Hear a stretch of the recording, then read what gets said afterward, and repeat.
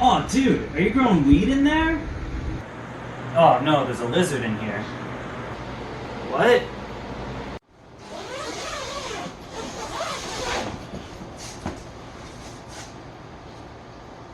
Hey guys, how's it going? My name's Dakota, I'm the owner of DBCB Exotics, and today we're going to talk a little bit about grow tents.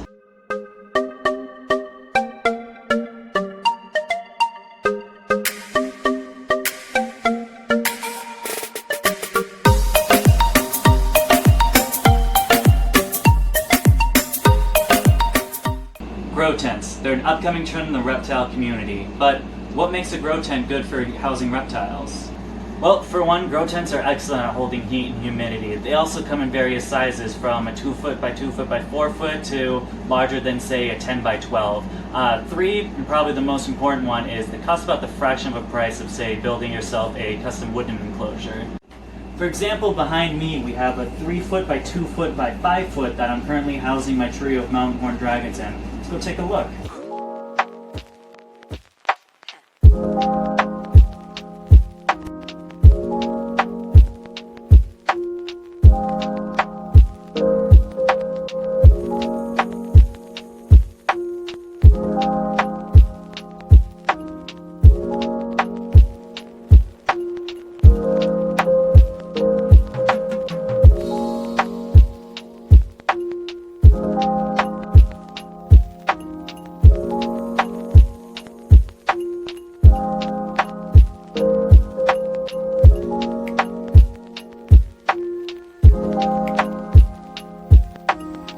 So for this enclosure, I have it completely bioactive. I have springtails, isopods, superworms, their beetles, and some mealworms and their beetles.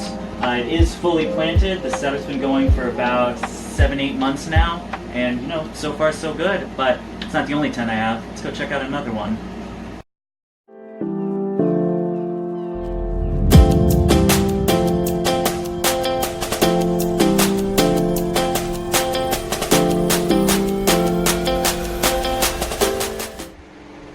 So here we have a 3 foot by 2 foot by 3 foot that I'm currently housing a baby quince monitor in.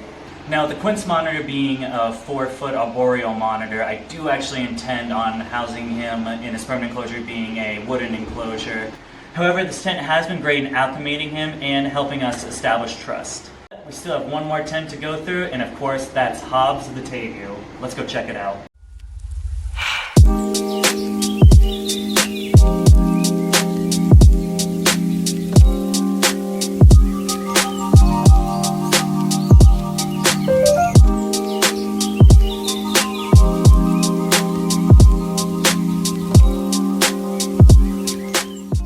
So this is Hobbs' enclosure. This enclosure is a 3 foot by 3 foot by 6 foot. I have for heat an MVB bulb, I think it's 160 watt. And then in the back I have just a T5 setup. One has a 48 inch Arcadia UVB and the other is just a regular grow light. And for the substrate mix, I have a mix of topsoil, clay sand, and peat moss. It is a bioactive mix, just like the mountain horned dragon. So we have springtails, isopods, superworms, mealworms, their beetle forms, and also earthworms to help aerate the soil. For plants, I'm just using a couple ivy clippings that I had. I didn't think they'd make it, but you know, so far so good. Just a quick side note, I am actually in the process of moving the Tegus enclosure to our other building, at which point I will be making a step-by-step video on how to set up a grow tent. Probably be posting that in the next upcoming weeks. So this is Hobbs. He is our 8-month-old Tegu. Hobbs has developed this fun little quirk where he tries to bite everything first and ask questions later. Right now we're trying to discourage this behavior, but after being bit 3 or 4 times by an 8-month-old Tegu, I've decided I'll just wear heavy-duty gloves until we sort it out.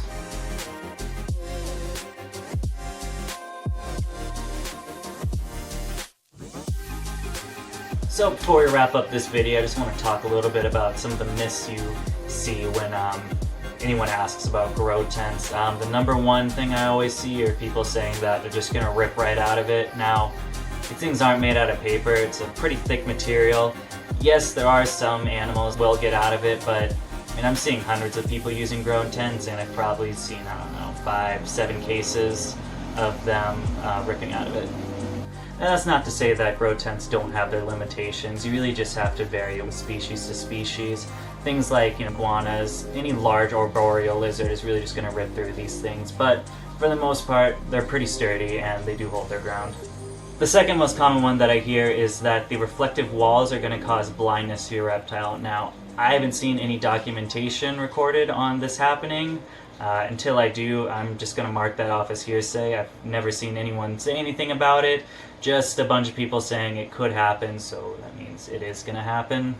Alright, so that wraps up this video. If you guys have any questions, please feel free to leave them in the comments. If you enjoyed the video, please like and subscribe, and as always, if you want to see any more of my animals or breeding projects, you can follow me at Instagram at dbcbexotics.